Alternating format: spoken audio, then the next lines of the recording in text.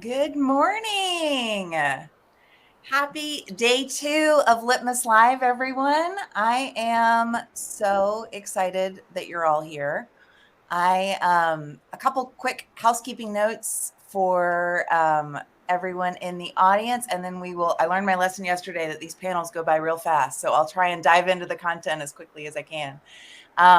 First things first, everything is obviously recorded, so you can use that same agenda portal that we've been using and access any of the sessions you might have missed yesterday or anything that you can't get to today.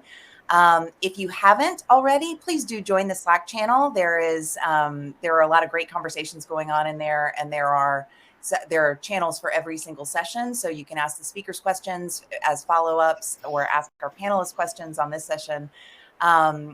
Make sure to check out the sponsor and speaker channels in the Slack. There's also sponsor sessions that have been going on yesterday and today and tomorrow. So please do check those out. There were some great questions in those yesterday.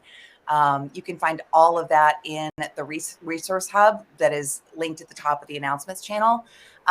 If you ask any questions in the Q&A today, we will follow up in the Slack channel where the panelists can offer any more insights. And just so you know, I forgot to make this announcement yesterday, closed captioning is available. You can hover your mouse over the video player to turn it on or off. So without further ado, I'm going to hop into this phenomenal panel today. We are going to talk about personalization. I think we all remember when merge tags came on the scene in email marketing, and suddenly we could use our databases to create more personalized messages. In the early years, that looked a lot like hi first name. And I think that we were all sort of got tired of seeing that pretty quickly. And in more recent years, it has meant everything from abandoned cart emails to advanced segmentation. What I want to do today is to take these great experts that we have aligned for you and dig into how far we've really moved the needle in terms of what subscribers are expecting on the one hand with personalization, and then what marketers are prepared to deliver and how that really continues to evolve. It was a hot topic yesterday, and I expect it to be another hot topic today. But quickly, let's do intros. If I'm going to have you all go around and just introduce yourselves, if you don't mind. Anne, let's start with you. Sure. My name is Ghaltchi. I'm the Chief Marketing Officer at ZeroBounce, and happy to chat with all of you today. Nice. Lee? Yeah, Lee Munroe, VP of Design at OneSignal. We're a customer engagement platform supporting push, email, in-app SMS, journeys, and live activities. And yeah, I'm based in Belfast, Northern Ireland. So excited to be here in the panel. Welcome. And Natasha. Hi, Natasha Sanchez, Director of Product Marketing at Constant Contact, so digital marketing platform for small business, and I'm based in Dallas, Texas. Wonderful. Blake. Blake Miller, Senior Director of Product Marketing for the Salesforce Marketing Cloud. Wonderful. All right, let's jump right in. Anne, let's start with you. As a CMO, how do you think about personalization in terms of your overall strategy? Meaning that, when you all put a marketing plan together, do you consider the opportunities for either demographic or behavioral-based personalization, or does that happen more sort of at the detail level? That's a great question, Cynthia. So at ZeroBounce, we use behavioral personalization as a foundation for our marketing. So as an example, whether a user creates a free trial, what they're doing after that free trial, are they using different components, and then segmenting your messaging and all of your campaigns based on those actions or inactions are really like table stakes at this point. And if you do it in a sophisticated way, like a non-creepy way, then it can definitely increase your conversion rates, your open rates, your click-through rates. So as an example, when we segment our email campaigns and we do a newsletter to all of our opt-ins, our open rate is about 13%. Whereas when we segment it based on behavior and we have these automated campaigns based on what people are doing on our platform and then messaging them in that way, our open rates increase to almost 33%. So it's really a game changer when it comes to reaching your customers and using the data that you have to tailor their whole journey. I think Epsilon said that 80% of customers are kind of expecting their messaging to be personalized in a thoughtful way. So when you really pair that together, it helps your overall strategy. That's such a good point. That non-creepy factor is, I think, critical. I think that's what we're all sort of trying to balance out. Lee, next question's for you. A lot of your customers are using OneSignal to design personalized experience across different channels. And I'd imagine that a lot of that is also behavior-based. What trends are you seeing there, and where are your clients getting the best results? Absolutely, yeah. So I'm coming from more of the product design side of things. So yeah, OneSignal, we have a lot of customers that are consolidating their messaging to one platform to send not just email, but push notifications, SMS, in-app messages. And yeah, like Anne was saying, it's about really customizing that full journey, that whole experience across all these different platforms, and using the behavior across those different platforms and channels to help you aid and convert on the other channels. So an example would be like a user signs up for a new app, they download an app, they sign up, they opt into push, they've signed up, so you've passed over their email and their SMS, and maybe the first thing that they see is a preference type in-app message. What are you interested in today? Is it X, Y, or Z? And then using whatever they have tapped on there to help personalize the experience going forward across all those different channels. Another example we would see would be, let's say Black Friday, right? It's coming up, and you send out an email campaign. Here's the sale, here's what's happening. Maybe you send 1 or 2 emails, and then based on the behavior, has the user actually taken an action here and purchased? If not, then let's send them a push notification. And if not, then let's send them an SMS 1 hour after that. So really behavior based on those different channels. So you're also sort of tracking non-behavior and making that be part of the equation as well. I think that makes a lot of sense. Yep. Natasha, you work with a lot of small businesses and customers who are really just getting started with email marketing in general, and much less personalization. How do you advise them to think about collecting data they may use for personalization when they're just starting out? Yeah, that's a great question, because it's like, Lee, as I'm hearing you go into more advanced, sophisticated ways to personalize, and these guys they're getting started in email marketing. So it's like the basics where it comes to determine what's going to make a difference in how you sell your product or service in a tailored, meaningful way. But with a lot of these guys, with small businesses in general, they start on social. And so that's a good solid start for us, because social's a great place to find new people and capture their emails. And so just teaching them to create this sign-up form, and in that sign-up form, make sure you're capturing who they are and what they're interested in. That's been really helpful for our customers. And then from there, as emails start coming in, teaching them about the welcome email. I know that's basic for a lot of folks, but for small businesses who this is just their part-time job, their full-time job is running a business. What we do is we create the welcome email for them.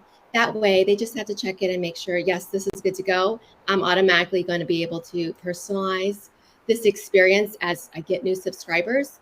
And something about that is it's not just creating this personalized experience, but it's also helping them dip their toes into automation. Because automation is that other thing it's new to them, but it's so powerful because it's helping them deliver that right message at the right time. And we give them a library of happy birthday, happy anniversary, these kinds of things that just make it easier, because what we've learned is just getting them comfortable trying something they're not used to trying is the game changer for them. It's the sign-up forms, it's the welcome email, it's the automation templates. That makes a difference for small businesses. Yeah, that's such a good point. And really kicking things off with sort of that in mind when you're starting to build a program. I think all of us wish we had started our data collection a lot differently than we did once we're in more sophisticated worlds. Mm-hmm. All right, Blake, let's move to you. Personalization has become such a challenge because not only do customers expect the personalized experience, but we have so much more data that needs to be organized and activated. With advances in AI that I know you all are talking about a lot these days, marketers are going to be able to unlock a lot of items on their wish list there. What are they going to be able to do with the new AI functionality, and how is it different from previous AI advancements? So yeah, I mean, I think we are really at an inflection point. It was just interesting that Natasha talked about data collection, and we wish we would have known where we are today when we started collecting data and really thinking about that. And that's going to be a huge unlock of AI and really kind of the large language models and the natural language processing, because it's going to allow us to find all of that data that we have for personalization. So if you have 5 years of data and you had a previous admin who set up the data tables or labeled things differently, being able to leverage natural language processing and those large language models to find that data, to find what you can personalize, what you can act on, and look at your historical data is really kind of the first thing that's really going to change understanding our audiences and being able to activate that data. The other point that's really exciting, where generative AI is going to really unlock this next level. We've talked a lot about being able to create segments and dynamic content and other things, but used to, a year ago, 2 years ago, it took a lot of time to create 15 different versions of an email or different copy or different kind of, and now generative AI, we can do that a lot more quickly. So it really allows the marketers to take advantage and test and do a lot of things with dynamic content and do a lot more A/B and multivariate testing, because we can create segments a lot more quickly. We can create content a lot more quickly. We can try that personalization and see what personalization really pays off and what may not be worth the effort, because there's a balance, and we've seen this with a lot of our customers, that there's great results from personalizing some things, but you don't need to personalize everything. Yeah. And I think that's really kind of the balancing act. And so generative AI is really going to unlock the ability to test and learn and iterate on things and make our marketing programs much more personalized as well as much more effective, because we can really learn and get into the strategy that as marketers we want to be doing. Yeah. Mm-hmm. That's a really good point. That came up a little bit yesterday of the when are we personalizing too much, and when is it not? When is the juice not worth the squeeze? Speaking of data, and I know at ZeroBounce you all spend a lot of time thinking about data in general. Our State of Email Survey report this year showed that people see data as really the primary blocker for doing personalization, even at minimum or at scale. What are some ways you recommend folks get their data house sort of in order when you're talking to customers? So I have a couple of thoughts around that. And when Blake mentioned, data that's almost 5 years old, that kind of makes my skin crawl a little bit, because the average email address list goes bad, like 26% of the average email list goes bad every year. So when you think about 5 years worth of data and you don't know how it was collected, you should really check your data, as Cynthia said, clean your email list, and then based on that information, decide what you want to do with the data, segment it, personalize it, or get rid of it if it's truly bad data. You don't want to impact your sender score with 5 years worth of old data and harm your sender score. So clean it up, segment it. I think that's the best route to go. Yeah, that 5-year-old data, I think, makes everybody in sort of the email world a little bit uncomfortable for sure. Lee, I know your background is on the design side of things. What is your take on how designers think about personalization in messaging across, specifically the email, but also across all channels? It starts, I guess it starts with your wireframe and designing that strategy, and what does that flow look like end to end. So if you're personalizing, especially a journey, what are all the different paths a user might take? So really thinking through that to make sure there isn't any overlap, to make sure there isn't any, like there are multiple journeys or multiple touch points happening at the same time, just to make sure the user isn't bombarded with different messages. But then, digging into the details of the different channels, it's very easy just to reuse the same assets, the same content. Starting with email, it's more long form. You've got more ability to design your email Mhm. and then applying the different crops, different assets across push, SMS, in-app, cutting that down to the correct assets. Yeah, I think it's a really good point. It sort of gets into the next question I kind of want to pose to all of you, which is really, yesterday we talked a lot about kind of that personalization is nicely trending alongside another trend in email design, which is about sort of more modular design, which allows you to do dynamic content in more interesting ways, which allows you to do dynamic content really more at scale, so that if the design blocks are speaking to certain audiences better than other design blocks, you can really sort of take a one singular frame of an email and do a whole lot of variations with that. I want to talk, Blake, let's start with you on sort of just in the AI space and in the AI world. What should that look like for us moving forward? What are your sort of predictions about how AI is going to change the game about design specifically, and what that might look like as we sort of get further into this AI world? Yeah, I think really, if we look at it today, a lot of it is building the rules kind of behind the AI and having more kind of dynamic, when we talk about dynamic and templated emails, being able to hide areas if there's not content, really leveraging those rules, being able to have AI optimize that content and really respond and be living, breathing kind of content and emails and things of that nature. So things perform over time, and being able to leverage that and leverage data to change the content over time. So, leveraging if you're dealing with sports scores or something of that nature, being able to have that change as soon as the game's over, you can leverage AI and the content for that email can change. And we have, the ability to leverage data in real time to flow into those kind of blocks, those blocks in the email, or those different content blocks. So being able to set up the systems and leverage AI and data to really create truly dynamic emails. So if somebody opens the email after they went to the basketball game, they'll see content that was the box score of that game versus saying, hey, looking forward to you. Here's your seat. Looking forward to you coming to the game. So really being able to leverage time and data to change content of the different blocks and the different areas of email based on different inputs. Yeah, that is a really good, I think that things like that, we're seeing that more and more where, I think even for those of you on this panel, it's likely not often that you're in your own inboxes and you say something like, wow, I didn't know you could do that, but I feel like I'm seeing more and more of that in my own sort of inbox experience. I'm curious if you all have similar thoughts to Blake's on what that's going to look like in the future. Are we going to see more and more of that? And Anne, Lee, or Natasha, anything on that front from your end? Yeah, I think like on the AI front, certainly the AI as an assistant, like it's great for productivity, but also only so far, right? The ChatGPT, Gemini, Canva, Figma, it's great for helping you kickstart something or move something along or brainstorm.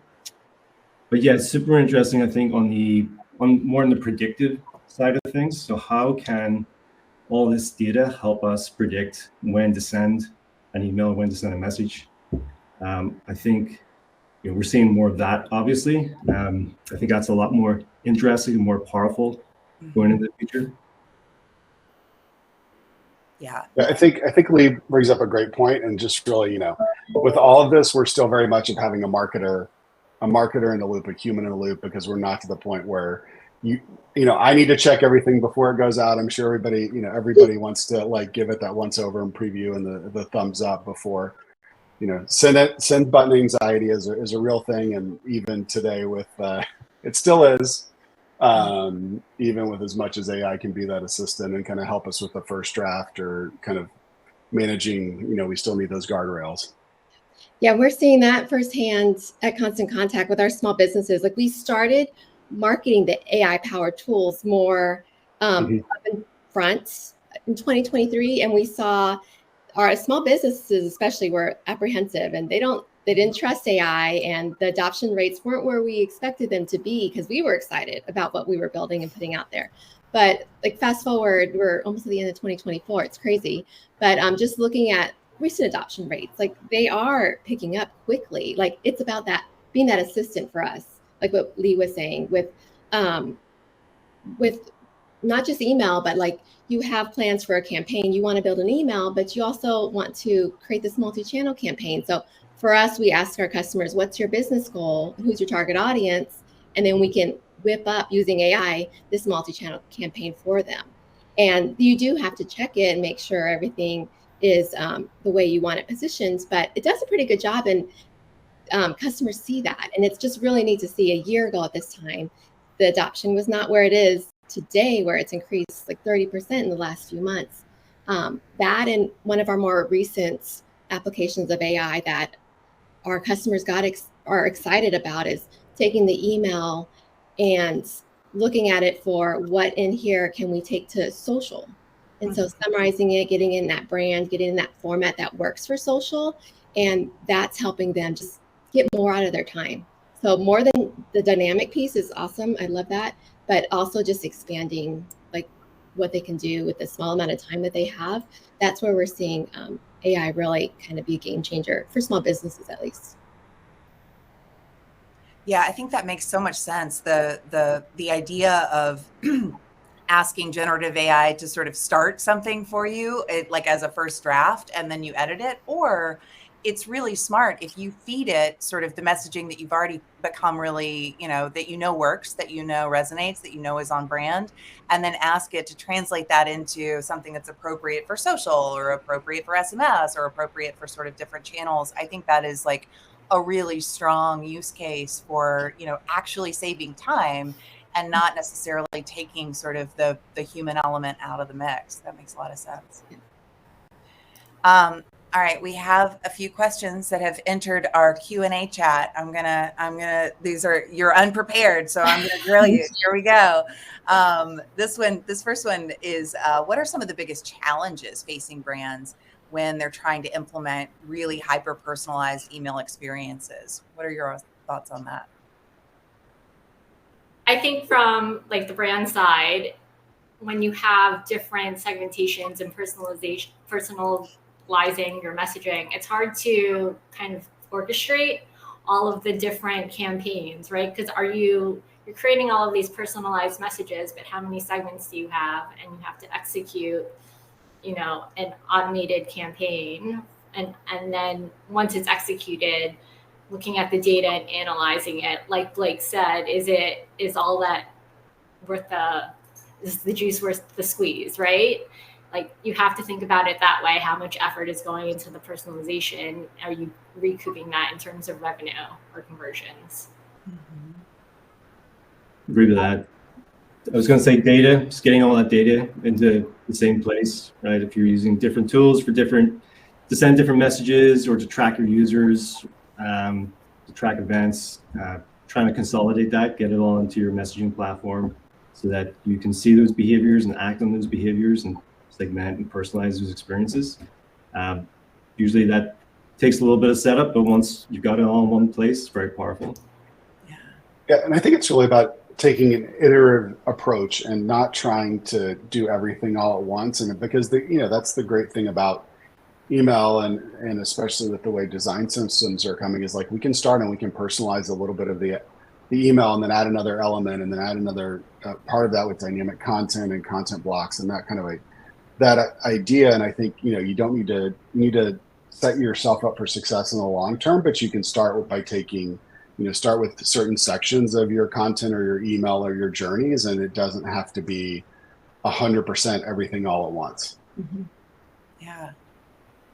That makes a lot of sense. Natasha, from the small business perspective, where do you see is the biggest challenge just getting the data in the first place, or? Time, really, kind of like what Anne was saying. They have more than just the marketing job that they're in charge of a lot of times, but data for sure, I think like everyone else, but it's finding the time and making sure, is this going to be worth the effort? And sometimes it is, and just kind of being able to make that decision up front before you spend all that time doing what you do. I'm going to throw my own question in the mix that I just thought of as a result of that one. And maybe this is more sort of for Blake and Natasha on the ESP side of things, but probably applicable to everybody. When you think about sort of hyper-personalized campaigns or dynamic content being sort of a big part of the mix with any email scenario, it makes me think that, sort of campaign performance takes a backseat to segment performance or actual individual performance. That how the campaign performed as a whole might not be as helpful to you as a marketer as it would be to understand how certain segments interacted with certain blocks or whether or not certain blocks were more effective. How are you all thinking about that sort of on the analysis side of things? And Blake, start with you on the Salesforce side. Yeah, I mean, I think when we look at analytics, it really has changed, and you've got to look at much deeper KPIs. Like it is, if your ultimate goal and your content and your campaigns are increasing sales and conversions or creating net new leads, like that's what you have to look at, because the reality is that, we understand this, that our emails need to be able to stand alone, but they also need to be part of a series. So it's really a challenge of kind of that dual message of I compare it to Law and Order. Like you can watch any Law and Order episode on its own, but there may be like subplots and other things that kind of run across the course of the season. So it really is that idea that I need my content to stand alone, but I also need it to make sense in a series of campaigns, because not every one of my subscribers is going to read and see, unfortunately, everything that we put out there. So really kind of balancing those two messages and looking and driving towards the higher KPIs. And then if you're missing the benchmarks or the conversions that you expect or the leads that you expect, or that working backwards and saying, okay, where can I see that uplift of let's try something new in this content block, or maybe this email, maybe we take it out of this series, maybe we put something else in, and kind of really looking at it a little bit in a modular component, because all of these things are going to lead to conversion, and it really is kind of much farther down the value chain is what a lot of our customers are looking at. Yeah, and I don't know that I have a whole lot to add there. It is about the bigger picture, and that's where we are tasked to educate the customers, because a lot of times, like adding that SMS to follow up based on the action they took in the email, that's going to be so effective. But when they're set on email only, we just have to help them break through that, because today's consumer is not just getting all their information from email, and it's everything. It's social, it's web, it's SMS, all kinds of stuff. So just trying to break that habit of thinking. So having that tunnel vision, that's something that we continue to educate small businesses on, but it is about the bigger picture. Yeah, it is. It's hard to break people free from the open rate and the read rate, or the click rate that sort of, when you're only looking at it through that one lens of how did this one campaign perform, you're missing all kinds of things. All right. One more question, and then I'm going to let you all go. And anyone can take it, what testing methods do you recommend for optimizing personalized email content? I think this question is probably based on, like, when we think about those dynamic content blocks, how can brands continuously improve with so many different variables in the mix? Anyone? Blake, you want to take that one?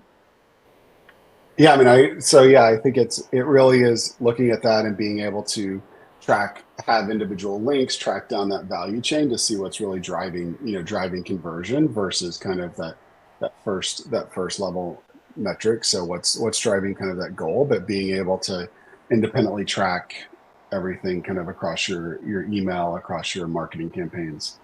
Yeah. All right. That went by very quickly. We are right at time. I did better than I did yesterday on keeping us at time. Thank you so much, Blake, Natasha, Lee, and Anne. I really appreciate your help today, your insights. It's all been really helpful.